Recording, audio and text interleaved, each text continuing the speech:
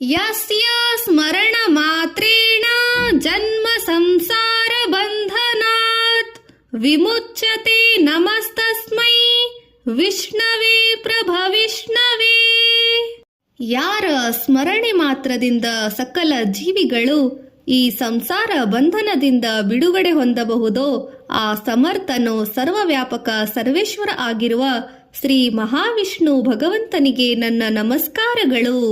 ಶ್ರೀ ವೈಶಂಪಾಯನ ಉವಾಚ ಶ್ರುತ್ವಾ ಧರ್ಮಾನ ಶೇಷೇಣ ಪಾವನಾನಿ ಚ ಸರ್ವಶಃ ಯುಧಿಷ್ಠಿರಃ ಶಾಂತನವಂ ಪುನರೇವಾಭ್ಯಭಾಷತ.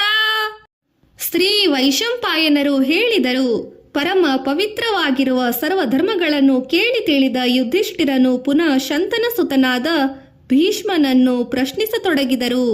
ಯುಧಿಷ್ಠಿರ ಉವಾಚ ಕಿಮೇಕಂ ದೈವತಂ ಲೋಕೆ ಕಿಂ ವಾಸ್ಪೇಯಕಂ ಪರಾಯಣಂ ಸ್ತುವಂತಂ ಕಂ ಸ್ಕಮರ್ಚನ್ಹ ಪ್ರಾಪ್ನೋಯುರ್ಮಾನವಾ ಶುಭಂ. ಓ ಧರ್ಮಃ ಸರ್ವಧರ್ಮಾಣಾಂ ಭವತಾ ಪರಮೋ ಮತಃ ಕಿಂ ಜಪನ್ಮುಚ್ಯತೆ ಜಂತುರ್ಜನ್ಮ ಸಂಸಾರ ಬಂಧನಾತ್. ಯುಧಿಷ್ಠಿರನು ಹೀಗೆ ಕೇಳಿದನು, ಈ ಲೋಕದಲ್ಲಿ ಸರ್ವ ಫಲಗಳದಾತರು ಸರ್ವರಾಧ್ಯರೂ ಆಗಿರುವ ದೇವತೆ ಯಾರಿರುವರು? ಏಕಮಾತ್ರವೂ ಶ್ರೇಷ್ಠವೂ ಆದ ಆಶ್ರಯ ಸ್ಥಾನವು ಯಾವುದಿರುವುದು? ಜೀವಿಗಳು ಯಾರನ್ನು ಸ್ತುತಿಸಿದರೆ ಪೂಜಿಸುತ್ತಿದ್ದರೆ ಶುಭ ಫಲಗಳು ಹೊಂದಬಹುದು. ಸರ್ವಧರ್ಮಗಳಲ್ಲಿ ಅತ್ಯಂತ ಶ್ರೇಷ್ಠವಾದ ಧರ್ಮವು ಯಾವುದು? ಜೀವಿಗಳು ಯಾರ ನಾಮಜಪ ಮಾಡಿದರೆ ಜನನ ಮರಣ ಸಂಸಾರ ಬಂಧನಗಳಿಂದ ಮುಕ್ತರಾಗುವರು. ಭೀಷ್ಮ ಉವಾಚ ಜಗತ್ಪ್ರಭುಂ ದೇವದೇವಮನಂತಂ ಪುರುಷೋತ್ತಮಂ ಸ್ತುವನ್ನಾಮ ಸಹಸ್ರೇಣ ಪುರುಷ ಸತತೋ ಸ್ಥಿತಃ.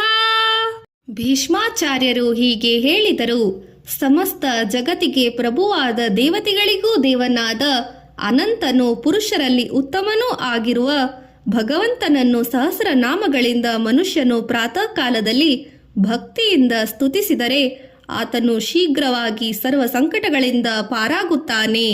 ತಮೇವ ಚಾರ್ಚನ್ ನಿತ್ಯಂ ಭಕ್ತ್ಯಾ ಪುರುಷಮವ್ಯಯಂ ಧ್ಯಾಯನ್ ಸ್ತುವನ್ನಮಸ್ತ್ಯಂಶ್ಚ ಯಜಮಾನಸ್ತಮೇವ ಚ. ಯಾವ ಮನುಷ್ಯನು ಅವ್ಯಯನಾದ ಪುರುಷನನ್ನೇ ಪ್ರತಿನಿತ್ಯ ಭಕ್ತಿಯಿಂದ ಧ್ಯಾನಿಸುತ್ತಾ ಪೂಜಿಸುತ್ತಾ ನಮಸ್ಕರಿಸುತ್ತಾನೋ, ಹೀಗೆ ಇದ್ದರೆ ಅವನು ಸಕಲ ದುಃಖಗಳಿಂದ ಪಾರಾಗುವನು. ಅನಾದಿ ನಿಧನಂ ವಿಷ್ಣುಂ ಸರ್ವಲೋಕ ಮಹೇಶ್ವರಂ ಲೋಕಾಧ್ಯಕ್ಷಂ ಸ್ತುವನ್ ನಿತ್ಯಂ ಸರ್ವ ದುಃಖಾದಿಗೋ ಭವೇತ್. ಆದಿ ಅಂತ್ಯಗಳಿಲ್ಲದವನು, ಸರ್ವಲೋಕಗಳಿಗೆ ಮಹೇಶ್ವರನು, ಲೋಕಕ್ಕೆಲ್ಲ ಅಧ್ಯಕ್ಷನೂ ಆಗಿರುವ ಭಗವಂತ ಶ್ರೀ ಮಹಾವಿಷ್ಣುವು ನಿತ್ಯವೂ ಸ್ತುತಿಸುತ್ತಿದ್ದರೆ ಮನುಷ್ಯನು ಸಕಲ ದುಃಖಗಳಿಂದ ಮುಕ್ತನಾಗುತ್ತಾನೆ. ಬ್ರಹ್ಮಣ್ಯಂ ಸರ್ವಧರ್ಮಜ್ಞಂ ಲೋಕಾನಾಂ ಕೀರ್ತಿವರ್ಧನಂ ಲೋಕನಾಥಂ ಮಹದ್ಭೂತಂ ಸರ್ವಭೂತ ಭವೋದ್ಭವಂ. ಬ್ರಹ್ಮಣ್ಯ ಎಂದರೆ ಬ್ರಹ್ಮನ ಪರಮತತ್ವನು, ಸರ್ವಧರ್ಮಗಳನ್ನು ತಿಳಿದವನು, ಲೋಕಗಳ ಕೀರ್ತಿಯನ್ನು ವರ್ಧಿಸುವವನು, ಲೋಕಕ್ಕೆಲ್ಲ ನಾಥನು, ಸರ್ವಭೂತಗಳ ಸೃಷ್ಟಿಕರ್ತನೂ ಆಗಿರುವ ಶ್ರೀ ಮಹಾವಿಷ್ಣುವನ್ನು ಸ್ತುತಿಸುತ್ತಿದ್ದರೆ ಮನುಷ್ಯನು ಸರ್ವ ದುಃಖಾತೀತನಾಗುತ್ತಾನೆ. ಏಷ ಮೇ ಸರ್ವಧರ್ಮಾಣಾಂ ಧರ್ಮೋಸ್ತದಧಿಕತೋ ಮತಃ ಯದ್ಭಕ್ತ್ಯಾ ಪುಂಡರೀಕಾಕ್ಷಂ ಸ್ತವೇರ್ಚೇನ್ನರಃ ಸದಾ. ಪರಮಂ ಯೋ ಮಹತ್ತೇಜಃ ಪರಮಂ ಯೋ ಮಹತ್ತಪಃ ಪರಮಂ ಯೋ ಮಹದ್ಬ್ರಹ್ಮ ಪರಮಂ ಯಃ ಪರಾಯಣಂ. ಯಾವ ಮನುಷ್ಯನು ಭಕ್ತಿಯಿಂದ ಪುಂಡರೀಕಾಕ್ಷನನ್ನು ಸ್ತುತಿಸಿ ಪೂಜಿಸುವುದೇ ಸರ್ವಧರ್ಮಗಳಲ್ಲಿ ಅತಿ ಶ್ರೇಷ್ಠವಾದ ಧರ್ಮವೆಂದು ನಾನು ಹೇಳುವೆ. ಮಹಾವಿಷ್ಣುವು ಸರ್ವಲೋಕಗಳ ಒಡೆಯ, ಬೆಳಗುವ ತೇಜಸ್ಸಾಗಿರುವ ಹಾಗೂ ಈತನು ಮಹಾ ತಪಸ್ಸುಳ್ಳವನು, ಪವಿತ್ರವಾದ ಮಹಾಬ್ರಹ್ಮನು ಆಗಿರುವನು. ಪವಿತ್ರಾಣಾಂ ಪವಿತ್ರಂ ಯೋ ಮವೋದ್ಗ್ರಾಲಾನಾಂ ಚ ಮವೋ दैवतं देवतानां च भूतानां योऽस्य व्ययः पिता यतः सर्वाणि भूतानि भव्यन्त्यादियुगागमे यस्मिंश्च प्रलयं यान्ति ಪುನರೇವ ಯುಗಕ್ಷಯೇ. ಶ್ರೀ ಮಹಾವಿಷ್ಣುವು ಪವಿತ್ರರಲ್ಲಿ ಪವಿತ್ರನು, ಮಂಗಳಗಳಲ್ಲಿ ಮಂಗಳನು, ದೇವತೆಗಳಿಗೆಲ್ಲ ದೇವನು, ಸರ್ವಭೂತಗಳಿಗೆ ನಾಶರಹಿತನೂ ಆದ ತಂದೆಯೂ ಆಗಿರುವನು. ಮಹಾವಿಷ್ಣುವಿನಿಂದ ಕಲ್ಪಾದಿಯಲ್ಲಿ ಸರ್ವಭೂತಗಳು ಜನಿಸುವವು ಹಾಗೂ ಅವೆಲ್ಲ ಮಹಾಪ್ರಳಯ ಕಾಲದಲ್ಲಿ ಆತನಲ್ಲಿ ಲಯವಾಗುವವು. ತಸ್ಯ ಲೋಕ ಪ್ರಧಾನಸ್ಯ ಜಗನ್ನಾಥಸ್ಯ ಭೂಪತೆ ವಿಷ್ಣೋರ್ನಾಮ ಸಹಸ್ರಮೇ ಶೃಣು ಪಾಪ ಭಯಾಪಹಂ. ಯಾನಿ ನಾಮಾನಿ ಗೌಣಾನಿ ವಿಖ್ಯಾತಾನಿ ಮಹಾತ್ಮನಃ ಋಷಿಭಿಃ ಪರಿಗೀತಾನಿ ತಾನಿ ವಕ್ಷ್ಯಾಮಿ ಭೂತಯೇ. ಹೇ ಯುಧಿಷ್ಠಿರನೇ, ಸರ್ವ ಪಾಪ ಭಯಗಳನ್ನು ದೂರ ಮಾಡುವವನು, ಲೋಕಗಳಿಗೆ ಪ್ರಧಾನನು, ಜಗತ್ತಿಗೆ ನಾಥನು ಆಗಿರುವ ವಿಷ್ಣುವಿನ ಸಹಸ್ರನಾಮವನ್ನು ನಾನೀಗ ಹೇಳುವೆನು ಕೇಳು.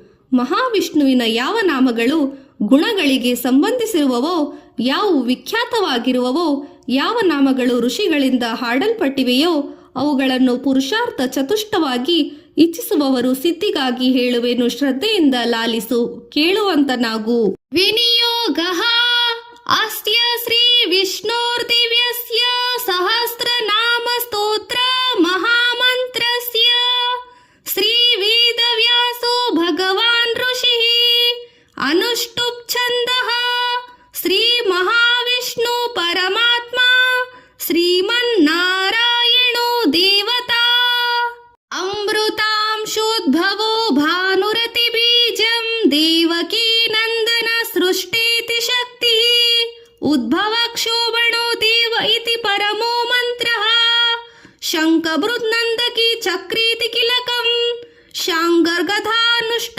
ಗದಾಚರ ಇತ್ಯಸ್ತ್ರಂ ರತಾಂಗಪಾಣಿ ರಕ್ಷೋಭ್ಯಂ ಇತಿ ನೇತ್ರೇ ತ್ರಿಸಾಮ ಸಾಮಗ ಸಾಮೇತಿ ಕವಚಂ ಆನಂದಂ ಪರಬ್ರಹ್ಮೇತಿ ಯೋನಿಃ ಋತುಸ್ತುದರ್ಶನ ಕಾಲ ಇತಿ ದಿಗ್ಬಂಧಃ ಶ್ರೀ ವಿಶ್ವರೂಪ ಇತಿ ಧ್ಯಾನಂ. ಶ್ರೀ ಮಹಾವಿಷ್ಣು ಪ್ರೀತ್ಯರ್ಥೆ ಶ್ರೀ ಸಹಸ್ರನಾಮ ಪಾರಾಯಣ ಜಪೇ ವಿನಿಯೋಗಃ. ಶ್ರೀ ವಿಷ್ಣು ಸಹಸ್ರನಾಮ ಸ್ತೋತ್ರಂ ಹರಿಃ ಓಂ. ವಿಶ್ವಂ ವಿಷ್ಣು ವಷಟ್ಕಾರೋ ಭೂತ ಭವ್ಯ ಭವತ್ ಪ್ರಭು ಭೂತ ಕೃದ್ಭೂತ ಭೃದ್ಭೋವೋ ಭೂತಾತ್ಮ ಭೂತ ಭಾವನಃ. ವಿಶ್ವಂ ಎಂದರೆ ಈ ಜಗತ್ತಿನ ಕಾರಣಕರ್ತ ಪರಬ್ರಹ್ಮ. ವಿಷ್ಣು ಎಂದರೆ ಸರ್ವವ್ಯಾಪಿಯಾಗಿರುವ ಪರಮಾತ್ಮನನ್ನು ವಿಷ್ಣು ಎನ್ನುವರು. ವಷಟ್ಕಾರಃ ನಾದಲೋಲ ನಾದಬ್ರಹ್ಮ ಪರಮಾತ್ಮ. ಭೂತಭವ್ಯ ಭವತ್ಪ್ರಭು ಭೂತ ಭವಿಷ್ಯತ ವರ್ತಮಾನ ಕಾಲಗಳಿಗೆ ಪ್ರಭುವಾಗಿರುವವನು. ಭೂತಕೃತ ಭಗವಂತನು ರಜೋಗುಣವನ್ನು ಆಶ್ರಯಿಸಿ ಬ್ರಹ್ಮರೂಪದಿಂದ ಸಮಸ್ತ ಪ್ರಾಣಿಗಳನ್ನು ಸೃಷ್ಟಿಸುವವನು. ತಮೋಗುಣವನ್ನು ಆಶ್ರಯಿಸಿ ರುದ್ರರೂಪದಿಂದ ಪ್ರಾಣಿಗಳನ್ನು ನಾಶ ಮಾಡುವವನು. ಸೃಷ್ಟಿ ಮತ್ತು ಸಂಹಾರ ಶಕ್ತಿಗಳು ಭಗವಂತನ ಅಧೀನದಲ್ಲಿದೆ. ಭೂತಕೃತ ಸತ್ವ ಗುಣಾಭಿಮಾನಿಯಾದ ವಿಷ್ಣುವು ಭೂತ ಎಂದರೆ ಪ್ರಾಣಿಗಳನ್ನು, ಬೃಹತ್ ಎಂದರೆ ಪೋಷಿಸುವವನು. ಭೂತಗಳಿಗೆ ಆಧಾರವಾಗಿರುವುದರಿಂದ ಭಗವಂತನಿಗೆ ಭೂತಭೃತ ಎನ್ನುತ್ತಾರೆ. ಭಾವಃ ಸತ್ತಾ ಮಾತ್ರನು, ಪರಿಪೂರ್ಣನು ಹಾಗೂ ನಿತ್ಯನಾಗಿರುವವನು. ಭೂತಾತ್ಮ ಸರ್ವಭೂತಗಳಲ್ಲಿ ಅಂತರ್ಯಾಮಿಯಾಗಿರುವುದರಿಂದ ಭಗವಂತನನ್ನು ಭೂತಾತ್ಮನು ಎನ್ನುತ್ತಾರೆ. ಭೂತಭಾವನಃ ಪರಮಾತ್ಮನು ಭೂತಗಳನ್ನು ಸೃಷ್ಟಿಸಿ ಬೆಳೆಸುವುದರಿಂದ ಭೂತಭಾವನ ಎಂಬ ಹೆಸರು ಬಂದಿರುವುದು.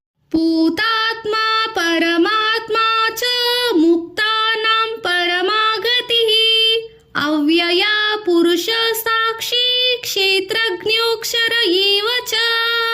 ಭೂತಾತ್ಮ ಎಂದರೆ ಪರಮಾತ್ಮನು ಗುಣಗಳಿಗೆ ಅಧೀನನಾಗಿಲ್ಲ. ಅವನು ಪರಿಶುದ್ಧ ಸ್ವರೂಪನು, ಕೇವಲನು, ನಿರ್ಗುಣನು, ಪವಿತ್ರನೂ ಆಗಿರುತ್ತಾನೆ. ಪರಮಾತ್ಮನು ಪರಮಶ್ರೇಷ್ಠವಾದ ಆತ್ಮನಾಗಿರುವ ಆತ್ಮನಲ್ಲಿರುವವನು. ಪರಮಾತ್ಮ ಎನ್ನುವ ಹೆಸರು ಬಂದಿದೆ. ಮುಕ್ತಾನಾಂ ಪರಮಾಗತಿಃ ಪರಮಾತ್ಮನೇ ಮೋಕ್ಷ ಸ್ವರೂಪನು. ಆತ್ಮನನ್ನು ಹೊಂದಿದ ಮೇಲೆ ಪುನರ್ಜನ್ಮವಿರುವುದಿಲ್ಲ. ಮುಕ್ತ ಪುರುಷರಿಗೆ ಪರಮಾತ್ಮನೇ ಪರಮಶ್ರೇಷ್ಠ ಗತಿಯಾಗಿರುವನು. ಅವ್ಯಯ ಪರಮಾತ್ಮನು ನಾಶರಹಿತನು. ಅವ್ಯಯ ಸ್ವರೂಪಿ ಪರಮಾತ್ಮನು ಗುಪ್ತವಾಗಿದ್ದುಕೊಂಡು ಪ್ರಪಂಚದಲ್ಲಿ ಸದಾ ಪರಿವರ್ತನೆ ಮಾಡಿರುವ ಶಕ್ತಿಯಾಗಿರುವನು. ಪುರುಷ ಯಾರು ಅನೇಕ ಶರೀರವನ್ನು ಧರಿಸಿ ಸಮಸ್ತ ಫಲಗಳನ್ನು ನೀಡುತ್ತಿರುವನೋ ಹಾಗೂ ಸಂಹಾರ ಕಾಲದಲ್ಲಿ ಸಮಸ್ತ ವಸ್ತುಗಳನ್ನು ನಾಶ ಮಾಡುವನೋ ಅವನೇ ಪುರುಷನು. ಸಾಕ್ಷಿ ಭಗವಂತನು ತನ್ನ ಸ್ವರೂಪದ ಬೆಳಕಿನಿಂದ ನೋಡುತ್ತಿರುವುದರಿಂದ ಆತನಿಗೆ ಸಾಕ್ಷಿ ಎಂಬ ಹೆಸರು ಬಂದಿದೆ. ಕ್ಷೇತ್ರಜ್ಞ ಕ್ಷೇತ್ರ ಎಂದರೆ ಶರೀರ, ಕ್ಷೇತ್ರಜ್ಞ ಎಂದರೆ ಜೀವಾತ್ಮ. ಕ್ಷೇತ್ರರೊಳಗಿದ್ದು ಸೂತ್ರನಾಗಿರುವುದರಿಂದ ಕ್ಷೇತ್ರಜ್ಞ ಎಂದು ಹೇಳಬಹುದು. ಪ್ರಕೃತಿಯೇ ಕ್ಷೇತ್ರ. ಈ ಸಂಸಾರ ಸಸ್ಯದ ಕೃಷಿ ಭೂಮಿಯಾಗಿರುವುದರಿಂದ ಪರಮಾತ್ಮನೇ ಕ್ಷೇತ್ರಜ್ಞನಾಗಿರುತ್ತಾನೆ. ಅಕ್ಷರ ನಾಶವಾಗದೇ ಇರುವವನು ಅಕ್ಷರವೆನ್ನುತ್ತಾರೆ. ಇಲ್ಲಿ ಮಹಾವಿಷ್ಣುವು ನಾಶವಾಗದಿದ್ದರೆ ಆತನು ಅಕ್ಷರನು, ಯಾವಾಗಲೂ ನಾಶವಾಗದವನು ಎಂದರ್ಥ. ಯೋಗೋ ಯೋಗ ವಿದಾಂನೀತಾ ಪ್ರಧಾನ ಪುರುಷೇಶ್ವರ ನಾರಸಿಂಹಾವಪು ಶ್ರೀಮಾನ್ ಕೇಶವ ಪುರುಷೋತ್ತಮ. ಯೋಗ ಎಂದರೆ ಆತ್ಮನು ಪರಮಾತ್ಮನಲ್ಲಿ ಲೀನವಾಗುವುದೇ ಯೋಗದ ಗುರಿ. ಪ್ರಸ್ತುತ ಗುರಿ ಮತ್ತು ಗುರಿಯನ್ನು ಹೊಂದುವ ದಾರಿ ಒಂದೇ ಆಗಿರುವುದು. ಪರಮಾತ್ಮನನ್ನು ಯೋಗದಿಂದ ಸೇರಬಹುದು. ಇದರಿಂದ ಪರಮಾತ್ಮನನ್ನು ಯೋಗವೆಂದು ಕರೆಯುತ್ತಾರೆ. ಯೋಗ ವಿದಾಂನೇತ ಯೋಗಿಯು ಸಮಾಧಿಸ್ಥನಾಗಿ ಅಂತರಾತ್ಮ ದರ್ಶನವನ್ನು ಮಾಡಿ ತಾನೇ ವಿಶ್ವಾತ್ಮನೆಂದು ಅರಿಯುವುದು. ಆ ಯೋಗಿಗಳ ಯೋಗಕ್ಷೇಮವನ್ನು ನೋಡುತ್ತಾ ಅವರಿಗೆ ಮಾರ್ಗದರ್ಶಕನು ಪ್ರೇರಕನೂ ಆಗಿರುತ್ತಾನೆ. ಆದುದರಿಂದ ವಿಷ್ಣು ಪರಮಾತ್ಮನಿಗೆ ಯೋಗ ವಿದಾಂನೇತ ಎನ್ನುತ್ತಾರೆ. ಪ್ರಧಾನ ಪುರುಷೇಶ್ವರ ಪ್ರಕೃತಿಯನ್ನು ಪ್ರಧಾನವಾಗಿರಿಸಿಕೊಂಡು ಪುರುಷನೆಂದರೆ ಜೀವ. ಈ ಪ್ರಕೃತಿ ಪುರುಷರ ಅಧಿಪತಿಯ ಈಶ್ವರನು. ಹೀಗಾಗಿ ಪರಮಾತ್ಮನನ್ನು ಪ್ರಧಾನ ಪುರುಷೇಶ್ವರ ಎಂದು ಸಹ ಕರೆಯುತ್ತಾರೆ. ನಾರಸಿಂಹಪು ಮನುಷ್ಯನ ಹಾಗೂ ಸಿಂಹದ ಅವಯವಗಳಿಂದ ಯುಕ್ತವಾದ ಶರೀರ. ಶ್ರೀಮಾನ್ ಶ್ರಮದಿಂದ ಶ್ರೀ ಜನಿಸುವುದು. ಶ್ರಮವೇ ಭಗವಂತ, ಶ್ರಮವೇ ಯೋಗ. ಪರಮಾತ್ಮ ವಿಷ್ಣು ಶ್ರಮ ಸ್ವರೂಪಿಯು. ಆದ್ದರಿಂದ ಸದಾಕಾಲ ಅವನ ಎದೆಯಲ್ಲಿ ಶ್ರೀಲಕ್ಷ್ಮಿಯು ನಿವಾಸ ಮಾಡಿಕೊಂಡಿರುವುದರಿಂದ ವಿಷ್ಣು ಶ್ರೀಮಾನ್ ಆಗಿರುವನು. ಕೇಶವ ಸುಂದರವಾದ ಕೇಶರಾಶಿಯುಳ್ಳವನು. ಕೇಶಿ ಎಂಬ ರಾಕ್ಷಸನನ್ನು ಕೊಂದವನು. ಪುರುಷೋತ್ತಮ ಪುರುಷರಲ್ಲಿ ಉತ್ತಮನು, ಅರ್ಥಾತ್ ಜೀವ ಮತ್ತು ಈಶ್ವರ ಇವರಿಬ್ಬರಿಗಿಂತ ಶ್ರೇಷ್ಠವಾದ ಶುದ್ಧ ಬ್ರಹ್ಮನು. ಬ್ರಹ್ಮ ಸ್ವರೂಪನು ವಿಷ್ಣು. ಸರ್ವಃ ಶರ್ವಃ ಶಿವಃ ಸ್ಥಾಣುಃ ಭೂತಾದಿರ್ನಿರ್ಧಿರ್ವಯಃ ಸಂಭವೋ ಭಾವನೋ ಭರ್ತ ಪ್ರಭವ ಪ್ರಭುರೀಶ್ವರಃ. ಸರ್ವಃ ಸರ್ವರಲ್ಲಿ ಅಂತರ್ಯಾಮಿಯಾಗಿ ಸೃಷ್ಟಿ ಸಂಹಾರಗಳಿಗೆ ಕಾರಣನಾಗಿ ಸರ್ವವನ್ನು ಸದಾಕಾಲ ಅರಿಯುತ್ತಿರುವ ಪರಮಾತ್ಮನು ಸರ್ವನಾಗಿರುವನು. ಶರ್ವಃ ಶರ್ವವೆಂದರೆ ಕೊಲ್ಲುವವನು ಎಂದರ್ಥ. ಮೃತ್ಯು ರೂಪದಲ್ಲಿ ಪರಮಾತ್ಮನು ಎಲ್ಲರನ್ನೂ ಸಂಹರಿಸುವುದರಿಂದ ಭಗವಂತನಿಗೆ ಶರ್ವ ಎಂಬ ಹೆಸರು ಬಂದಿದೆ. ಶಿವ ವಿಷ್ಣು ಬ್ರಹ್ಮ ಶಿವರಲ್ಲಿ ಭೇದಗಳಿಲ್ಲ ಎಂದು ಶ್ರುತಿಗಳು ಹೇಳುತ್ತದೆ.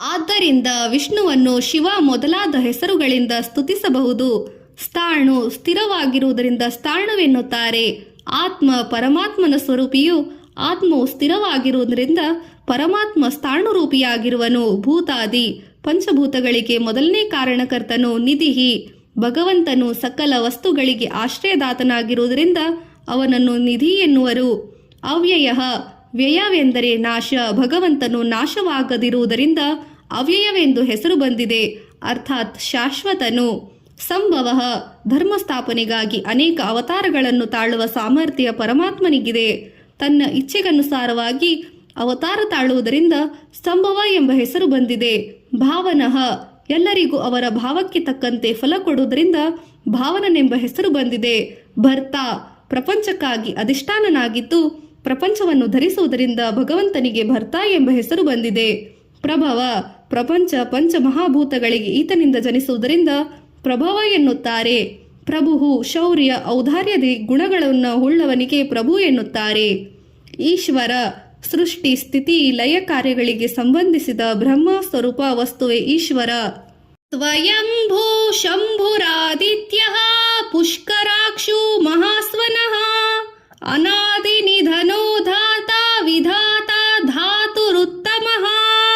ಸ್ವಯಂಭೂ ಎಂದರೆ ಯಾರ ಸಹಾಯವೂ ಇಲ್ಲದೆ ಸ್ವಯಂ ಪ್ರಕಟನಾಗುವವನು. ಶಂಭು ಎಂದರೆ ಭಕ್ತರಿಗೆ ಸುಖವನ್ನುಂಟು ಮಾಡುವ ಶಂಭು. ಆದಿತ್ಯ ಅತಿಥಿಯ ಪುತ್ರನಾಗಿ ಜನಿಸಿದ್ದರಿಂದ ವಿಷ್ಣು ಆತಿಥ್ಯ ಎಂದು ಕರೆಯುತ್ತಾರೆ. ಪುಷ್ಕರಾಕ್ಷ, ಪುಷ್ಕರವೆಂದರೆ ಕಮಲ, ಕಮಲಕ್ಕೆ ಸಮಾನವಾದ ನೇತ್ರಗಳುಳ್ಳ ವಿಷ್ಣುವನ್ನು ಪುಷ್ಕರಾಕ್ಷ ಎನ್ನುತ್ತಾರೆ. ಮಹಾಸ್ವನಃ, ಅಧಿಕವಾದ ನಾದವುಳ್ಳ ಕೋಮಲವಾದ ಶ್ರುತಿರೂಪನಾದ ಸ್ವರವುಳ್ಳವನು ಮಹಾಸ್ವನ.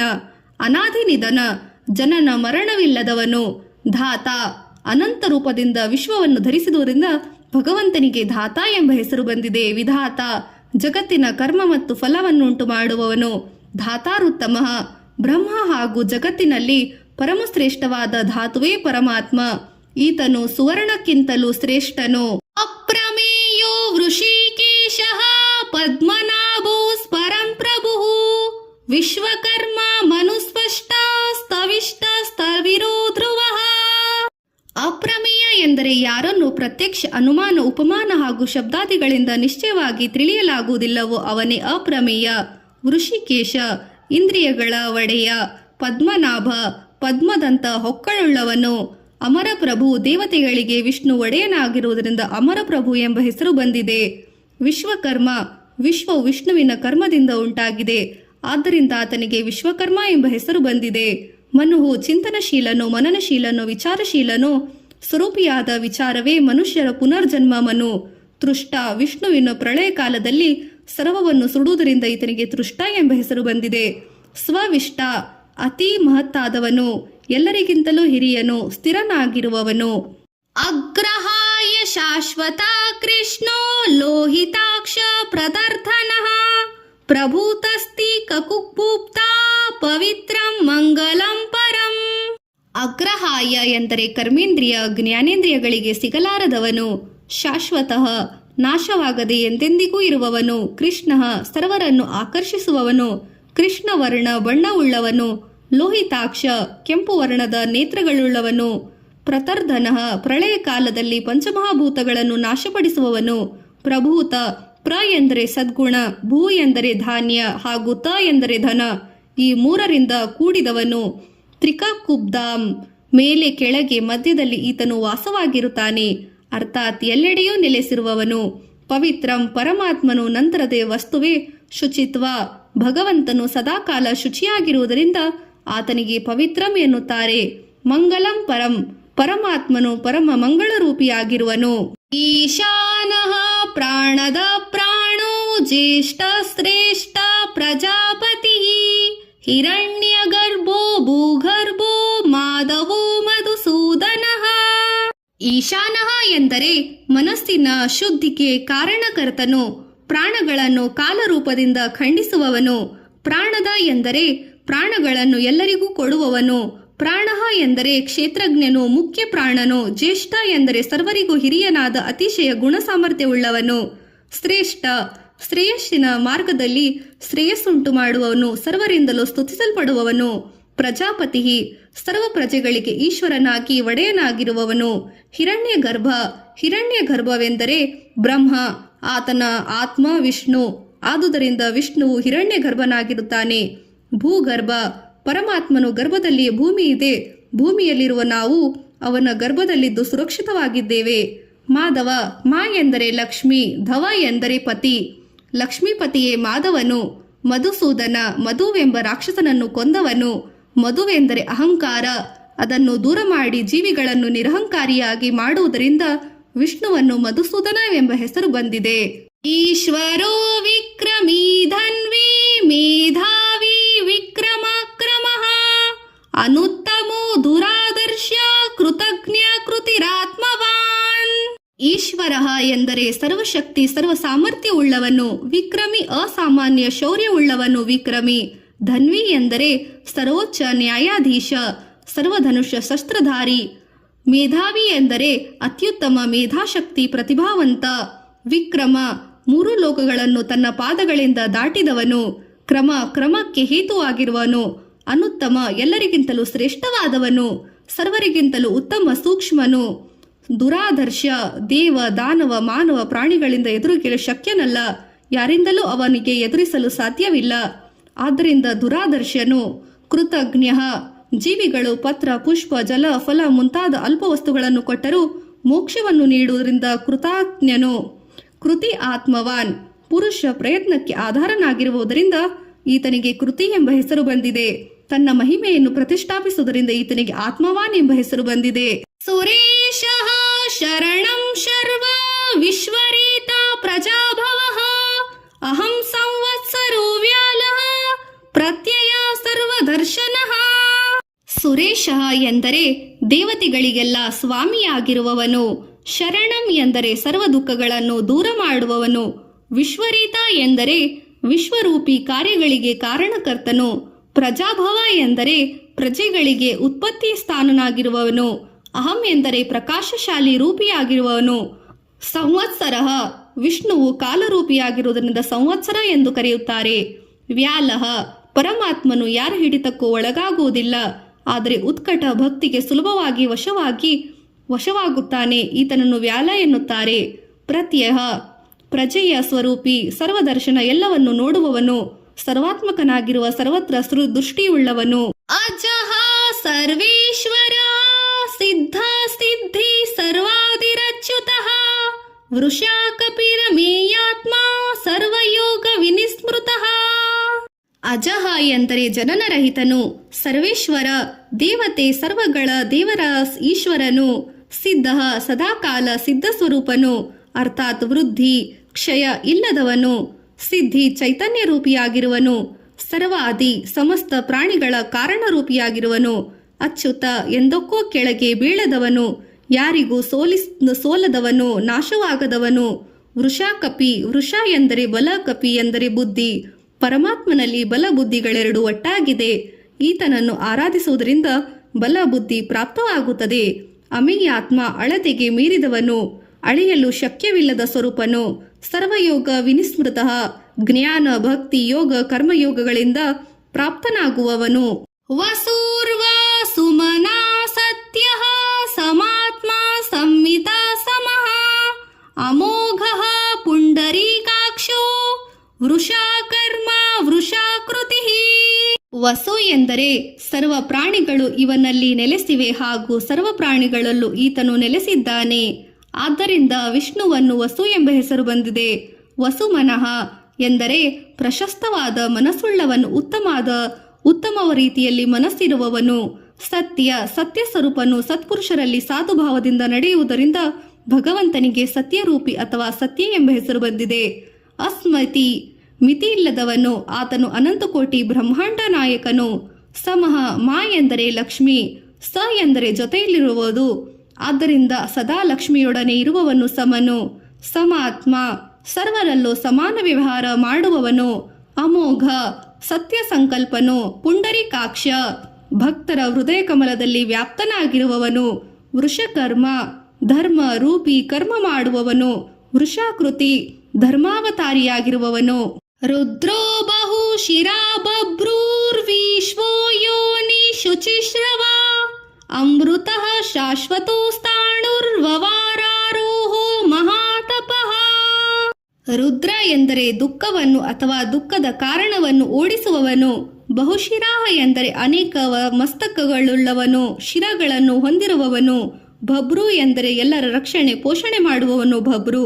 ವಿಶ್ವಯೋನಿಹಿ ಎಂದರೆ ವಿಶ್ವದ ಜನನ ಸ್ಥಾನವೇ ವಿಷ್ಣು. ಶುಚಿಶ್ರವ ಎಂದರೆ ಪವಿತ್ರ ನಾಮಧಾರಿ. ಅಮೃತ ಎಂದರೆ ಸಾವಿಲ್ಲದವನು, ಶಾಶ್ವತ ಸ್ಥಾಣು, ಸಮಸ್ತ ಲೋಕಗಳಲ್ಲೂ ಸ್ಥಿರವಾಗಿರುವವನು. ವರಾರೋಹೋ ಸರ್ವಶ್ರೇಷ್ಠ ಪ್ರಾಪ್ಯ ಸ್ಥಾನವಾಗಿರುವವನು. ಮಹಾತಪಃ ಸಮಸ್ತ ಸೃಷ್ಟಿಯ ವಿಷಯಗಳನ್ನು ತಿಳಿದವನು. ಸರ್ವಾಂಗಂ ಸರ್ವವಿಧಾಂನೋರ್ವಿಷ್ಟ ಕ್ಷೀಣೋ ಜನಾರ್ದನಃ ವೇದೋ ವೇದ ವಿಧಂ ವ್ಯಂಗೋ ವೇದಾಂಗೋ ವೇದ ವಿತ್ಕವಿಃ. ಸರ್ವಾಂಗ ಎಂದರೆ ಸರ್ವತ್ರ ಚಲಿಸುವವನು, ಸರ್ವವಿದ್ಯಾನು, ಎಲ್ಲವನ್ನು ತಿಳಿದವನು, ಎಲ್ಲವನ್ನು ಹೊಂದಿರುವವನು, ಎಲ್ಲರಿಗೂ ಪ್ರಕಾಶ ಕೊಡುವವನು.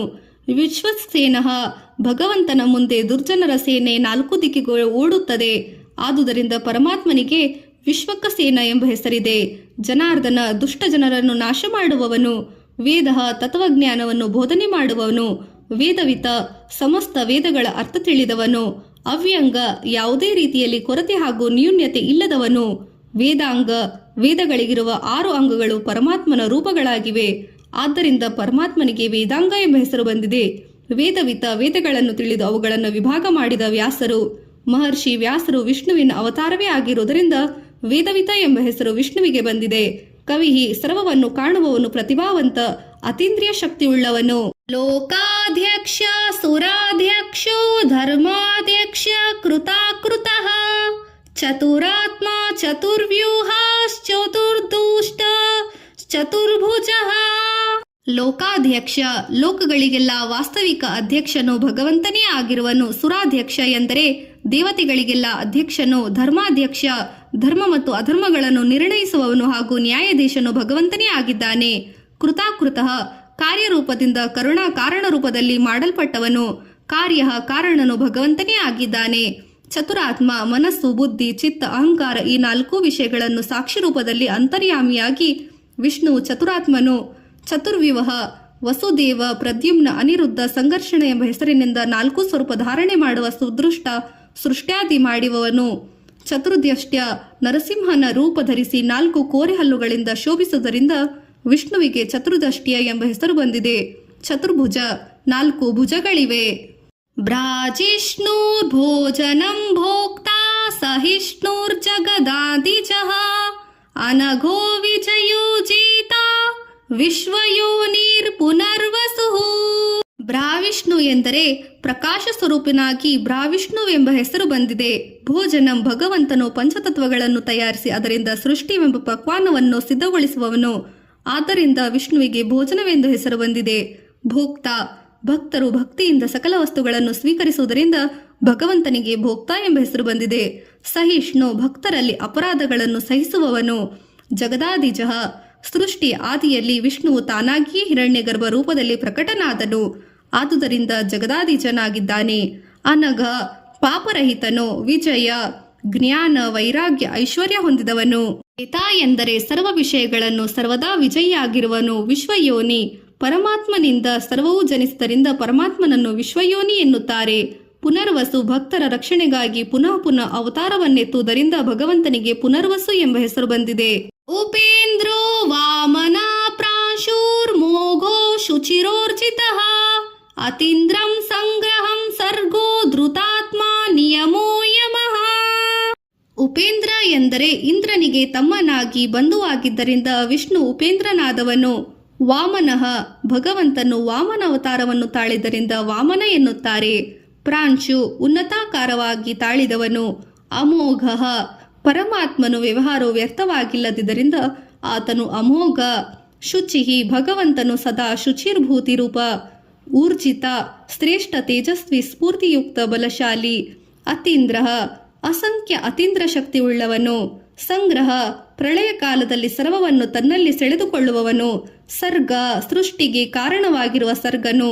ಧೃತಾತ್ಮ, ಜನನ ಮರಣಗಳಲ್ಲದೆ ಒಂದೇ ಸ್ವರೂಪ ಇರುವವನು. ನಿಯಮಃ, ತಮ್ಮ ತಮ್ಮ ಅಧಿಕಾರದಲ್ಲಿ ಪ್ರಜೆಗಳನ್ನು ನಿಯಮಿಸುವವನು. ಯಮಃ, ಭಗವಂತನು ಎಲ್ಲದರಲ್ಲಿ ಅಂತರ್ಯಾಮಿಯಾಗಿರುವುದರಿಂದ ಎಲ್ಲರನ್ನು ಅವರವರ ಕರ್ತವ್ಯಗಳನ್ನು ಮಾಡಲು ಪ್ರೇರೇಪಿಸುವವನು. ಆದ್ದರಿಂದ ಈತನಿಗೆ ಯಮನೆಂದು ಹೆಸರಿದೆ. ವೈದ್ಯೋ ವೈದ್ಯ ಸದಾ ಯೋಗಿ ವಿರಹ ಮಾಧವೋ ಮಧುಃ ಅತೀಂದ್ರಿಯೋ ಮಹಾಮಾಯೋ ಮಹೋತ್ಸಾಹೋ ಮಹಾಬಲಃ. ವೈದ್ಯ ಎಂದರೆ ತಿಳಿಯಲು ಯೋಗ್ಯನಾದವನು. ವೈದ್ಯ, ಭಕ್ತರು ಭಕ್ತಿಯಿಂದ ಪ್ರಾರ್ಥಿಸಿದರೆ ಅವರ ಸರ್ವರೋಗಗಳನ್ನು ನಿವಾರಿಸುವುದರಿಂದ ವಿಷ್ಣುವಿಗೆ ವೈದ್ಯನೆಂದು ಹೆಸರಿದೆ. ಸದಾ ಯೋಗಿ, ಸದಾಕಾಲ ಯೋಗ ನಿದ್ರೆಯಲ್ಲಿರುವವನು. ವಿರಹಜ, ಧರ್ಮವನ್ನು ಕಾಪಾಡಲು ವೀರನಾದ ದೈತ್ಯರನ್ನು ಕೊಲ್ಲುವವನು. ಮಾಧವ, ಮಾ ಎಂದರೆ ವಿದ್ಯೆ, ದವ ಎಂದರೆ ಪತಿ, ಮಾಧವ ಎಂದರೆ ವಿದ್ಯಾಪತಿ. ಮಧುಹ, ಅಧಿಕ ಸಂತೋಷದಾಯಕನು. ಅತೀಂದ್ರಿಯ, ಇಂದ್ರಿಯಗಳಿಗೆ ಮೀರಿದವನು. ಮಹಾಮಾಯ, ಮಾಯಾವಿಗಳಿಗೂ ಮಾಯೆಯುಂಟು ಮಾಡುವವನು. ಮಹೋತ್ಸಾಹ, ಉತ್ಸಾಹಕ್ಕೆ ಚ್ಯುತಿಯಿಲ್ಲದವನು. ಮಹಾಬಲಃ, ಅತ್ಯಂತ ಬಲಶಾಲಿಯಾದವನು. ಮಹಾಬುದ್ಧಿರ್ ಮಹಾವೀರ್ಯೋ ಮಹಾಶಕ್ತಿರ್ ಮಹಾದ್ಯುತಿ ಅನಿರ್ದೇಶ್ಯ ವಪು ಶ್ರೀಮಾನ್ ಅಮೇಯಾತ್ಮ ಮಹಾದ್ರಿತುಕೃತ. ಮಹಾಬುದ್ಧಿ, ಅದ್ಭುತವಾದ ಬುದ್ಧಿಯುಳ್ಳವನು. ಮಹಾವೀರ್ಯ, ಮಹಾಪರಾಕ್ರಮಿ, ಮಹತ್ತಾದ ಉತ್ಪತ್ತಿಗೆ ಕಾರಣವಾದ ವೀರ್ಯವಂತನು. ಮಹಾಶಕ್ತಿ, ಅತಿಶಯ ಶಕ್ತಿವಂತನು. ಮಹಾದ್ಯುತಿ, ಮಹಾ ತೇಜಸ್ವಿ. ಅತೀಂದ್ರಿಯ, ಅನಿರ್ದೇಶವಾಗಿ ವರ್ಣಿಸಲು ಸಾಧ್ಯವಾದ ಶರೀರವನು ಭಗವಂತ. ಆದ್ದರಿಂದ ಆತನು ಅನಿರ್ದೇಶಪುಕವಾದನು. ಶ್ರೀಮಾನ್ ತೇಜಸ್ಸು, ಶಾಂತಿ, ಲಕ್ಷ್ಮಿ ಮೊದಲಾದ ಐಶ್ವರ್ಯಗಳನ್ನು ಹೊಂದಿರುವುದರಿಂದ ಪರಮಾತ್ಮನು ಶ್ರೀಮಾನ್ ಆಗಿರುವನು. ಅಮೇಯಾತ್ಮ, ವಿಷ್ಣುವಿನ ಹೃದಯದ ಆಳವನ್ನು ತಿಳಿಯಲಾದುದರಿಂದ ಪರಮಾತ್ಮನು ಅಮೇಯಾತ್ಮ. ಮಹಾಧಿಕೃತ, ಗೋವುಗಳನ್ನು ರಕ್ಷಿಸಲು ಗೋವರ್ಧನ ಪರ್ವತವನ್ನು ಎತ್ತಿದವನು, ಸಮುದ್ರವನ್ನು ಕಡೆದವನು. ಮಹೇಶ್ವಾಸೋ ಮಹೀಭರ್ತ ಶ್ರೀನಿವಾಸ ಸತಾಂಗತಿಃ ಅನಿರುದ್ಧ ಸುರಾನಂದೋ ಗೋವಿಂದೋ ಗೋವಿದಾಂಪತಿಃ. ಮಹೇಶ್ವಾಸಃ ಮಹಾನ್ ಧನುರ್ಧಾರಿ ರಾಮಚಂದ್ರ. ಮಹೀಭರ್ತ ಭೂಮಿಯ ರಕ್ಷಣೆ ಪೋಷಣೆಯನ್ನು ಮಾಡುವವನು. ಶ್ರೀನಿವಾಸ, ಶ್ರೀ ಎಂದರೆ ಲಕ್ಷ್ಮಿ. ವಿಷ್ಣುವಿನ ಎದೆಯಲ್ಲಿ ಲಕ್ಷ್ಮೀದೇವಿಯಲ್ಲಿ ನೆಲೆಸಿರುವುದರಿಂದ ವಿಷ್ಣುವಿಗೆ ಶ್ರೀನಿವಾಸ ಎಂಬ ಹೆಸರಿದೆ. ಸತಾಂಗತಿ ಎಂದರೆ ಸಾಧುಗಳಿಗೆ ಗತಿಯನ್ನುಂಟು ಮಾಡಿ ವಿಷ್ಣು ಸತಾಂಗತಿಯಾಗಿದ್ದಾನೆ. ಅನಿರುದ್ಧ, ಯಾರಿಂದಲೂ ತಡೆಯಲ್ಪಟ್ಟದವನು. ಸುರಾನಂದ, ಸುರರೆಂದರೆ ದೇವತೆಗಳು. ವಿಷ್ಣು ದೇವತೆಗಳಿಗೆ ಆನಂದದಾಯಕವಾಗುವುದರಿಂದ ಸುರಾನಂದನಾಗಿದ್ದಾನೆ. ಗೋವಿಂದ, ಗೋ ಎಂದರೆ ಪೃಥ್ವಿ, ಆಕಳು, ಇಂದ್ರಿಯದಾಗಿವೆ. ಈ ಮೂವರನ್ನು ರಕ್ಷಿಸುವವನು ಗೋವಿಂದನಾಗುತ್ತಾನೆ. ಗೋವಿದಾಂಪತಿ, ಗೋವುಗಳಿಗೆ, ಭೂಲೋಕಕ್ಕೆ, ಇಂದ್ರಿಯಗಳಿಗೆ ವಿಷ್ಣು ಸ್ವಾಮಿಯಾಗಿರುವುದರಿಂದ ಈತನಿಗೆ ಗೋವಿದಾಂಪತಿ ಎಂದು ಹೆಸರು ಬಂದಿದೆ. ಮರೀಚಿದ್ರ ಮನೋಹಂಸ ಸುಪರ್ಣೋ ಭುಜಗೋತ್ತಮಃ ಹಿರಣ್ಯನಾಭ ಸುತಪ ಪದ್ಮನಾಭ ಪ್ರಜಾಪತಿ. ಎಂದರೆ ಅತ್ಯಂತ ತೇಜಸ್ವಿ. ಸೂರ್ಯ ರಶ್ಮಿಗಳ ಮೂಲಕ ಮಳೆ ಸುರಿಸಿ ಸರ್ವರಿಗೂ ಸುಖವನ್ನುಂಟು ಮಾಡುವವನು. ದಮನ ಎಂದರೆ ಭಗವಂತನು ರಾಕ್ಷಸರನ್ನು ದಮನ ಮಾಡುವುದರಿಂದ ಆತನಿಗೆ ದಮನನೆಂದು ಹೆಸರು ಬಂದಿದೆ. ಹಂಸಃ ಎಂದರೆ ಭಯವನ್ನು ದೂರ ಮಾಡುವವನು. ಸುಪರ್ಣ ಎಂದರೆ ಭಗವಂತನು ಗಗನವಿಹಾರಿ. ಮಂಗಳದಾಯಕವಾದ ಧರ್ಮಗಳನ್ನು ರೆಕ್ಕೆಗಳುಳ್ಳವುದರಿಂದ ಆತನಿಗೆ ಸುಪರ್ಣ ಎಂಬ ಹೆಸರು ಬಂದಿದೆ. ಭುಜಗೋತ್ತಮಃ, ವಿಷ್ಣುವು ಶ್ರೇಷ್ಠನಾದವನು, ಅವತಾರ ತಾಳುವವನು. ನಾಗಗಳಲ್ಲಿ ಉತ್ತಮವಾಗಿರುವ ಭುಜಗೋತ್ತಮನೆಂಬ ಹೆಸರು ಬಂದಿದೆ. ಹಿರಣ್ಯನಾಭ, ಪರಮಾತ್ಮನು ನಾಭಿಯ ಹಿರಣ್ಯಮಯವಾಗಿರುವುದರಿಂದ ಹಿರಣ್ಯನಾಭ ಎಂಬ ಹೆಸರು ಬಂದಿದೆ. ಸುತಪ ಎಂದರೆ ಭಕ್ತರ ರಕ್ಷಣೆಗೆ ಭಗವಂತನು ತಪಸ್ಸುಂಟು ಮಾಡುತ್ತಾನೆ. ಆದ್ದರಿಂದ ಈತನಿಗೆ ಸುತಪ ಎಂಬ ಹೆಸರು ಬಂದಿದೆ. ಪದ್ಮನಾಭ, ಪರಮಾತ್ಮನ ಹೊಕ್ಕಳು ಪದ್ಮನಾಭದಂತಿದೆ. ಪ್ರಜಾಪತಿ, ಭಗವಂತನು ವಿಶ್ವದ ಪ್ರಜೆಗಳ ಪತಿಯಾಗಿದ್ದಾನೆ. ಅಮೃತ್ಯು ಸರ್ವ ದೃಕ್ತಾ ಸಿಂಹ ಸಂಧಾತ ಸಂಧಿಮಾನ್ ಸ್ಥಿರ ಅಜೋ ದುರ್ಮರ್ಷಣ ಸ್ಯಾಸ್ತ ವಿಶ್ರುತಾತ ಸುರಾರಿಹ. ಅಮೃತ್ಯು ಎಂದರೆ ಮೃತ್ಯು ಇಲ್ಲದವನು. ಸರ್ವದೃಕ, ಎಲ್ಲವನ್ನು ಸ್ವರೂಪ ಜ್ಞಾನದಿಂದ ನೋಡುವವನು. ಸಿಂಹ, ಭಗವಂತನು ಸಿಂಹದಂತೆ ಪರಾಕ್ರಮಶಾಲಿ. ಸಂಧಾತ, ಜೀವಿಗಳ ಕರ್ಮಫಲವನ್ನು ಕೂಡಿಸುವವನು. ಸಂಧಿಮಾನ್, ಸೇರಿಕೊಳ್ಳುವವನು. ಭಗವಂತನ ಭಕ್ತರ ಜೊತೆಗೆ ಸೇರಿಸಿಕೊಳ್ಳುವವನು ಸಂಧಿಮಾನ್ ಎಂಬ ಹೆಸರು ಬಂದಿದೆ. ಸ್ಥಿರ, ಸ್ಥಿರ ರೂಪವನ್ನು ಧರಿಸಿದವನು. ಅಜಹ, ಭಕ್ತರ ಹೃದಯವನ್ನು ಸೇರಿದವನು ಅಥವಾ ಆತುರರ ಕಡೆಗೆ ಬಾಣಗಳನ್ನು ಬಿಡುವವನು. ದುರ್ಮರ್ಷಣ, ದುರ್ಜನರ ಮೇಲೆ ಆಕ್ರಮಣ ಮಾಡುವವನು. ಶಾಸ್ತ, ಶಿಕ್ಷೆ ಮತ್ತು ಶಿಕ್ಷಣ ಕೊಡುವವನು. ವಿಶ್ರುತಾತ್ಮ, ಕೀರ್ತಿವಂತನು. ದುರಾರಿಹ, ದೇವತೆಗಳ ಶತ್ರುಗಳನ್ನು ಕೊಂದವನು. ಸುರಾರಿಹ. ಗುರುರ್ಗುರು ತಮೋಧಾಮ ಸತ್ಯ ಸತ್ಯ ಪರಾಕ್ರಮಃ ನಿಮಿಷೋಸ್ನ ನಿಮಿಷಸ್ವರ್ಗೀ ವಾಚಸ್ಪತಿ ರುದಾರದಿಃ. ಗುರು ಎಂದರೆ ಅಜ್ಞಾನವನ್ನು ಕಳೆದು ಜ್ಞಾನವನ್ನು ನೀಡುವವನು. ಗುರುತಮ, ಗುರುಗಳಲ್ಲಿ ಶ್ರೇಷ್ಠವಾದವನು. ಧಾಮ, ಭಕ್ತರಿಗೆ ಉತ್ತಮ ಆಶ್ರಯಸ್ಥಾನ. ಸತ್ಯ ಸ್ವರೂಪನು, ಸತ್ಯ ಪರಾಕ್ರಮ ನಿಜ ಸ್ವರೂಪನು. ಯೋಗ ನಿದ್ರೆಯಲ್ಲಿರುವವನು. 2 ಕಣ್ಣುಗಳನ್ನು ಮುಚ್ಚಿದವನು. ವೈಜಯಂತಿ ಮಾಲೆ ಧರಿಸಿದವನು. ವೇದರೂಪಿಯಾದ ಒಡೆಯ. ಶ್ರೇಷ್ಠ ಬುದ್ಧಿಯನ್ನು ಅಥವಾ ಸರ್ವವಿದ್ಯೆಗಳ ಒಡೆಯನಾಗಿ ಉದಾರ ಬುದ್ಧಿಯುಕ್ತನು. ಅಗ್ರಣಿ ಗ್ರಾಮಣಿ ಶ್ರೀಮಾನ್ ನ್ಯಾಯೋ ನೇತಾ ಸಮೀರಣಃ ಸಹಸ್ರಮೂರ್ಧ ವಿಶ್ವಾತ್ಮ ಸಹಸ್ರಾಕ್ಷ ಸಹಸ್ರಪಾತ್. ಅಗ್ರಣಿ ಎಂದರೆ ಸಜ್ಜನರನ್ನು ಉತ್ತಮ ಸ್ಥಾನಕ್ಕೆ ಕರೆದೊಯ್ಯುವವನು. ಗ್ರಾಮಣಿ ಎಂದರೆ ಅತ್ಯಂತ ಶ್ರೇಷ್ಠನಾಗಿರುವವನು. ಶಾಸ್ತ್ರಾನುಸಾರ ನ್ಯಾಯ ಮಾಡುವವನು. ಎಲ್ಲರಿಗೂ ನಾಯಕನಾಗಿ ಕರ್ಮಕ್ಕೆ ಫಲ ತಕ್ಕ ನೀಡುವವನು. ಮಧುರ ಭಾಷಿಯಾಗಿರುವವನು. ಸಾವಿರಾರು ತಲೆಯುಳ್ಳವನು. ಸರ್ವರಿಗೂ ಆತ್ಮಸ್ವರೂಪವಾಗಿ ನೆಲೆಸುವವನು. ವಿಷ್ಣು ವಿಶ್ವಾತ್ಮನಾಗಿ ಸಹಸ್ರ ನೇತ್ರಗಳುಳ್ಳವನು. 1000 ಪಾದಗಳುಳ್ಳವನು.